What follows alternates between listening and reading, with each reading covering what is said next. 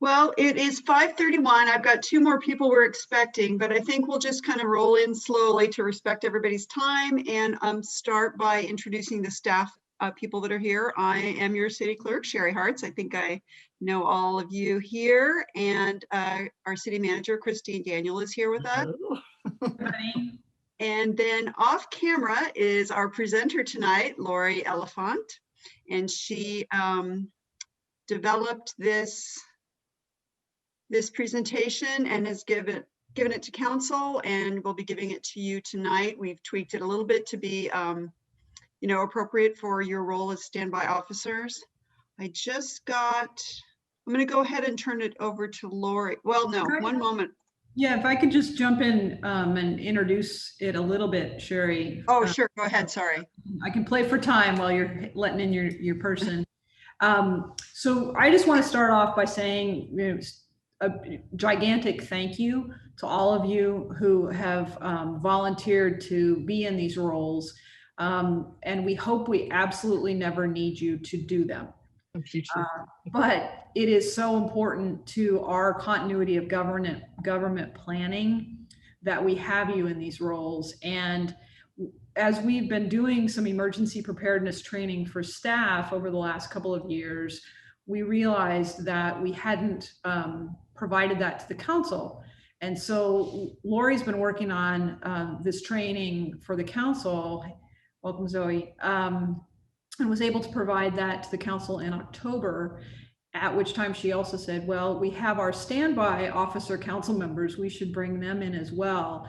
And that was such a good realization, because part of it is the event of an emergency triggers a whole bunch of things, and not necessarily activating you as standby officers, but potentially. So if we come into this an emergency or a disaster, as long as all the council members are fine, then you're not activated. But it's something that we wanted to put on your radar screen to remember that when an emergency or disaster happens, you could be activated, because we just never know what's going to happen. So we want to provide you this overview of roles and responsibilities in the event of an emergency or a disaster, and just get you started thinking about it.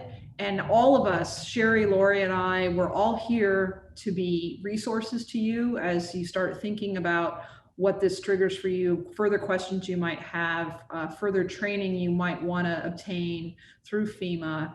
So just know this is the beginning, it's not the end. And we're here to answer any questions that you have this evening, but also as you think about it further in the future, if you have any questions, all three of us are resources for you.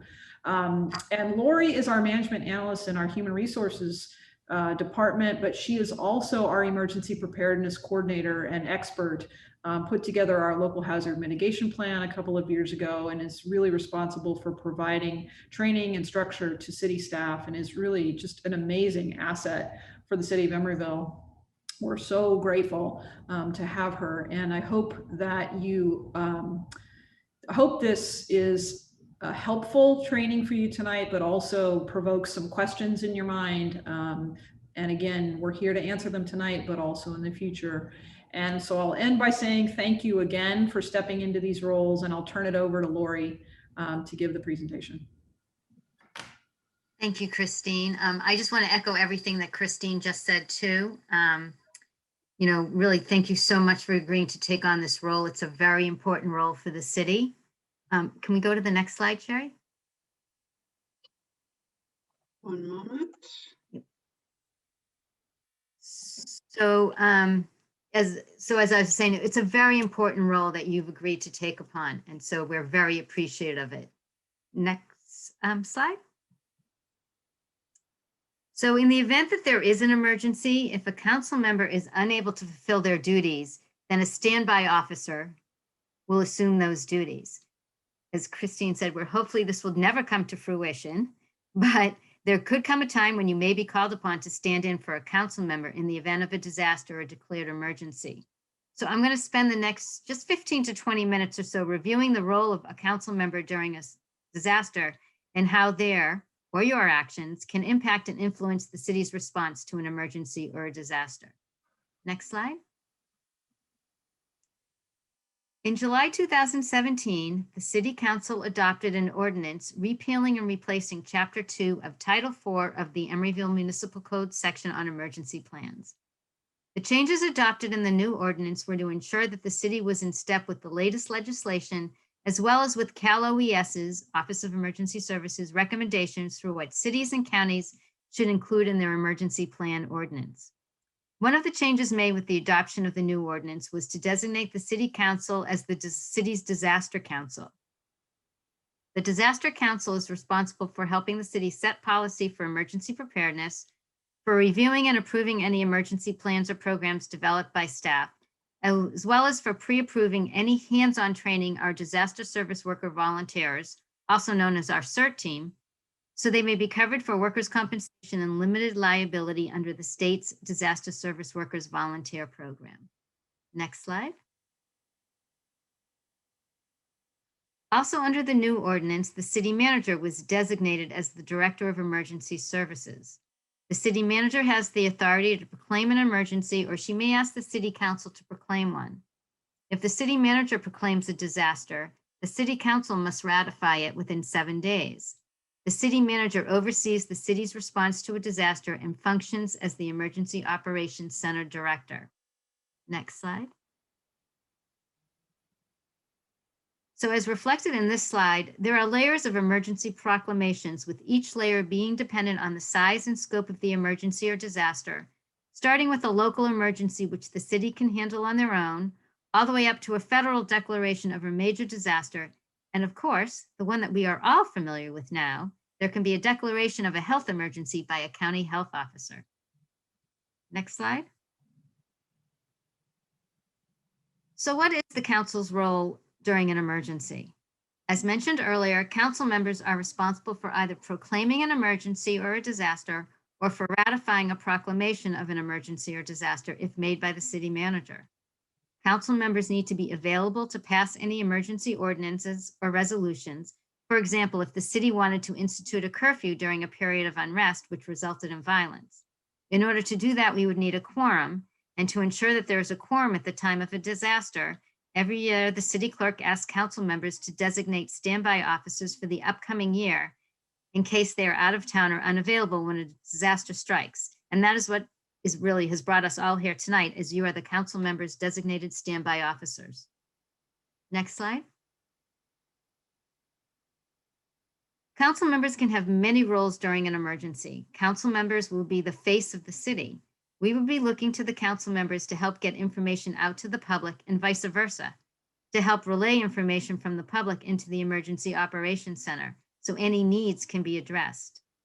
Council members can survey problem sites, visit shelters, host outside government officials, or host a public meeting to determine the needs of the community. Whatever activity a council member or you as a standby officer may do, we ask that you coordinate any of your activities with the Emergency Operations Center, as we all need to be on the same page. Next slide.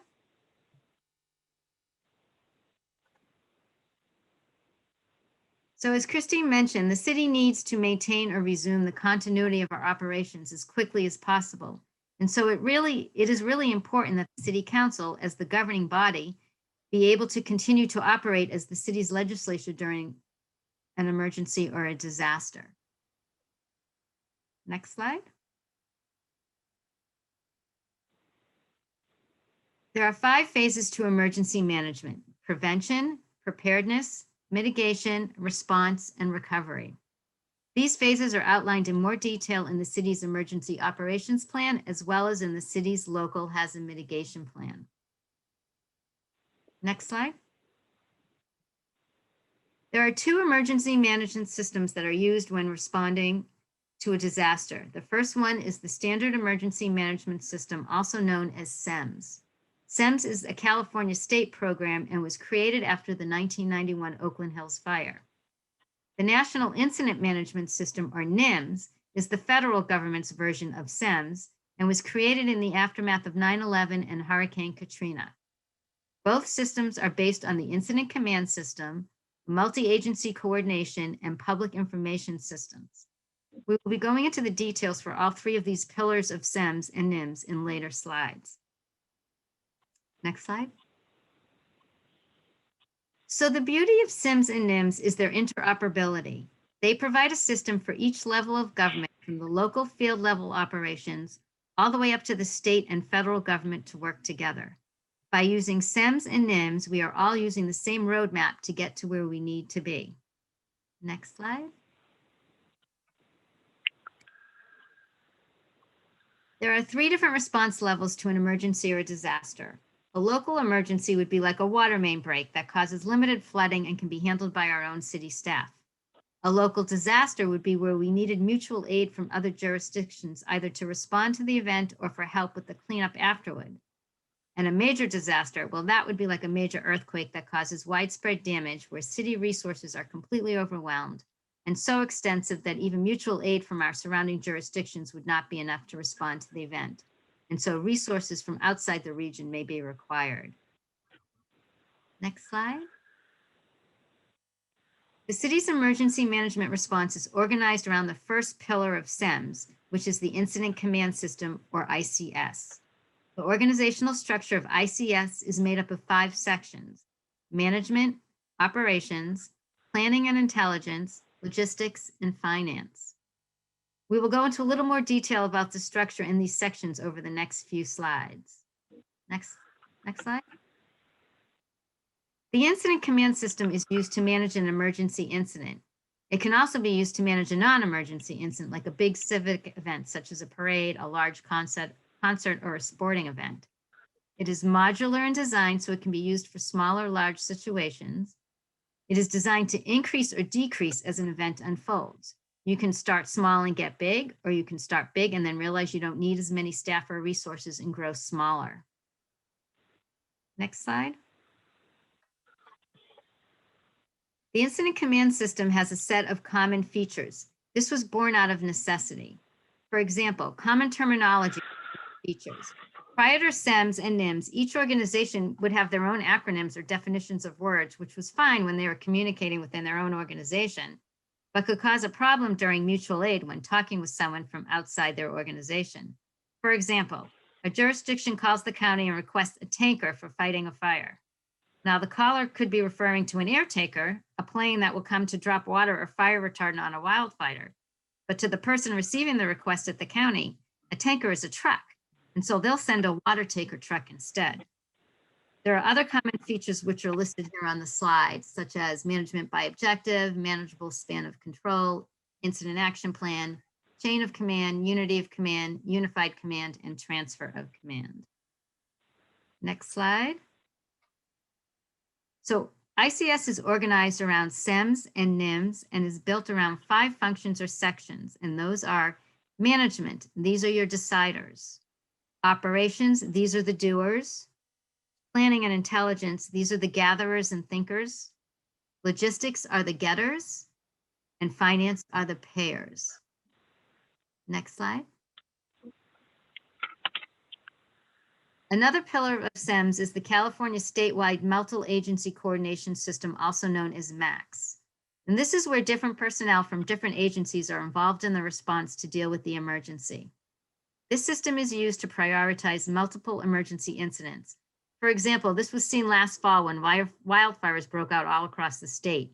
Fire agencies from across the state were mobilized and sent to fight the fires in a coordinated manner. Next slide.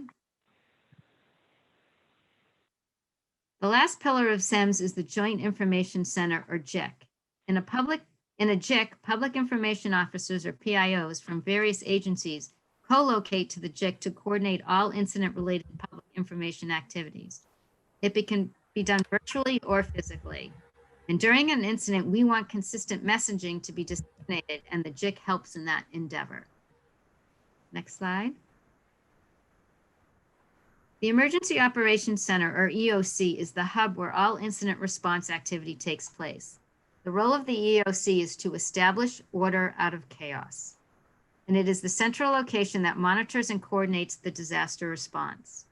EOCs are found at all levels of government, from the local government level all the way up to the state level. An EOC can be fully or partially activated.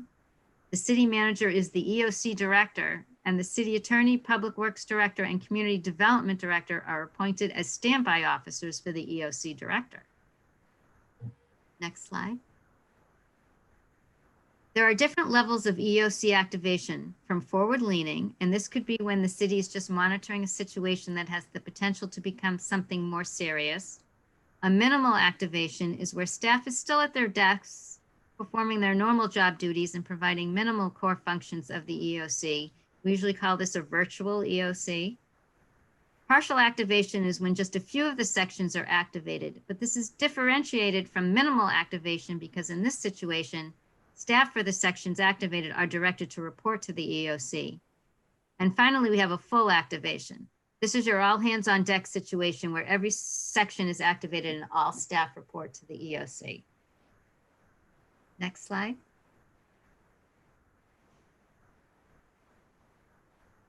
So depending on the size and scope of the incident, we recommend that council members do not respond to an incident in the immediate aftermath for their own, or if you're a standby officer, your own safety, as well as for the safety of the emergency responders working the scene. As the legislative body for the city, we need all council members to be safe from harm so we can call on them when needed. However, if you have been activated as a standby officer and you do choose to respond, we ask that you please let the city manager know of your intent to go to a scene. As you are not a known council member, there could be an issue where you may not be allowed to enter the scene because a police officer or firefighter may not know of your role.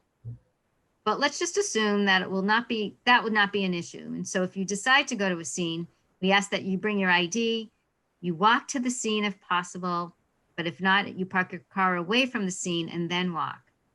You should also be aware that the responding agency, whether it is fire law or another emergency agency charged with the response, may establish a hot zone into which only persons with proper protective clothing and or training will be allowed to enter.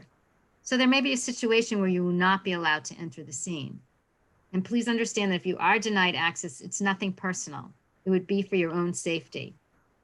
If you are allowed in at the scene, we ask that you check in with the incident commander first thing to let them know that you're there. And we also ask that you please pay attention to your surroundings. There can be a lot of commotion going on with equipment being moved around, personnel running around, as well as hazards on the ground. The scene could be very chaotic, and so you always need to be paying attention. Next slide. During an event, the city manager or the city's PIO will brief all council members on the situation throughout the response period. If you are asked by the media for a comment, please confer with the city manager or the PIO before responding to such a request, as we want one message coming out of the city. Council members play an important role in helping instill confidence in the city's ability to respond and recover from a disaster, and therefore we always want to be consistent and transparent with our messaging to the public. Next slide. And so as with all disaster service workers, your ability to support the city's emergency response efforts will depend directly upon your own preparedness. This is a message that we convey to all city staff as disaster service workers, that we conveyed to council members when we gave this presentation in October, and we are going to now convey to you as the standby officers. You know, you need to have a plan. Do you know how you'll communicate with your family members if you're separated when the disaster strikes? If your family will need to shelter in place, do you have enough supplies on hand to do so, and for what period of time? Do you have enough water and extra food to last you a few weeks at minimum? Do you need to evacuate? Do you know the route you will take, where you will go? So just a few things that you should be thinking about when you are putting your plan together. Because if you're not prepared and you're called upon, you won't be able to fulfill the duties as a standby officer. Next slide. So FEMA offers many free online training courses, which are listed here on the slide. They offer, which is the ICS 700, the 100, 700 is an introduction to NIMS, 100 is an introduction to the Incident Command System, 200 is basic ICS for single resources and initial accident incident, 800 is an introduction to the National Response Plan. But the last two are trainings that are specifically for executives or senior officials. And that's the G402 Incident Command System, ICS Overview for Executives and Senior Officials, and G191 Incident Command System Emergency Operations Center Interface.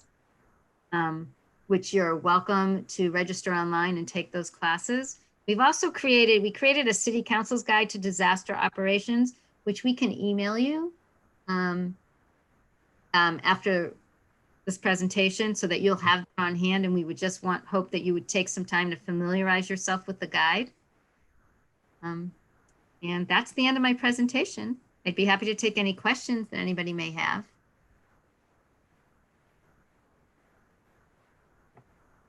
Yeah, Lori, I just one question for you. Would you mind sending out a link on where to find specifically those Yep. the coursework? Yep. Okay. I can do that. Yeah. How would you notify us? Would you be texting us, or what's the? How do you communicate it that you would need one of us or all of us? We have a roster of your information on hand that was provided to us by the council members, that each of them should have confirmed with you your current contact information, which brings up a good point. If you get a new phone number or move within the city or something like that, please do let us know so we can keep our roster updated so we can contact you. I have a follow-up question. If I can respond more directly on how would we contact you, is we'll use any and every possible means to get you, including knocking on your door if we need to. Thank you. Most welcome. Then would we know of this via Nixle or the general radio, or what method do we know that this is an incident level that would trigger having someone step in? Well, it's not the incident level that triggers your need to step in. It's the unavailability of the council member. I see. Okay. So also I'd like to mention the city uses AC Alert, emergency notifications. And so I would also recommend that you go online to www.acalert.org and register in order to receive notifications. Emergency notifications through that system, if you haven't already done so. I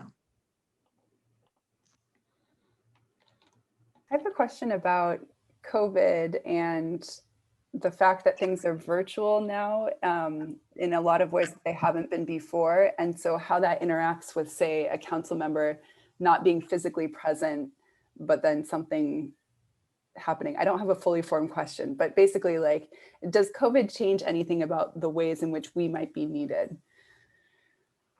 Sherry can amplify this, but I would say it does, because council members can be outside the jurisdiction and still participate in a legislative body meeting currently under the COVID rules. But in the event of a disaster where a council member became physically incapacitated or worse, then that would trigger a standby officer participation need. Does that help, Zoe? Yeah, it does. And I guess the one other thing that was on my mind is a different aspect of COVID, which I guess is, say for some reason, unfortunately, a council member becomes unavailable or incapacitated.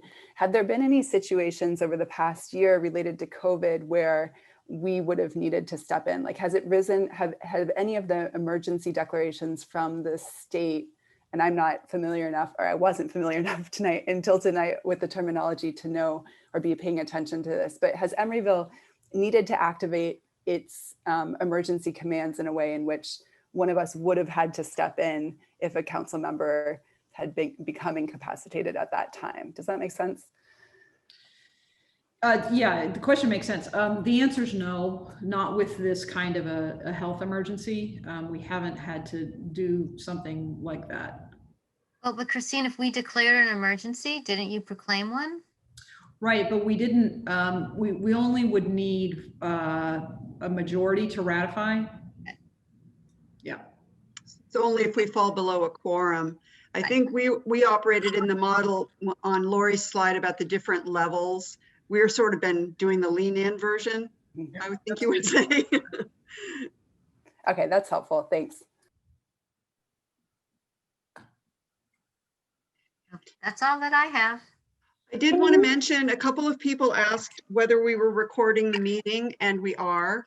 And so I think if we fashion one email to go out to each of you, that would contain the link for the classes, it would contain a link to watch the recording, and then Laura, you had a guide you said Yep. you could provide. So that those would be resources that you could look for in your email. Could you include the slideshow as well? Is that possible? That would be helpful. Sure. Thank you. And Lori did a really nice job on the guidebook. I think it's really accessible. And so once you've had a chance to sit with that for a few minutes, again, if you have any questions or something doesn't make sense, just let us know.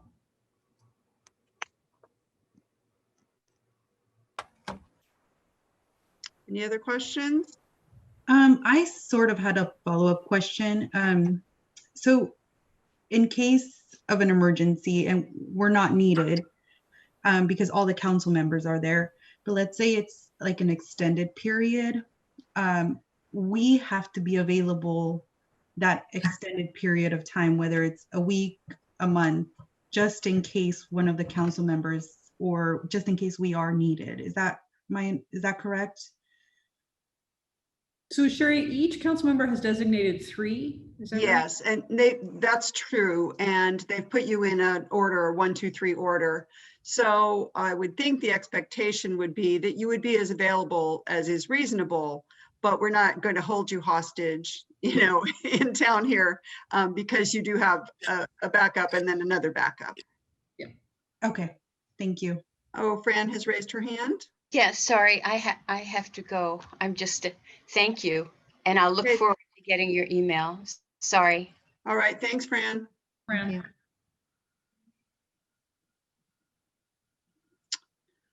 Okay, well, I think if that's it, no other questions, then I think we're done.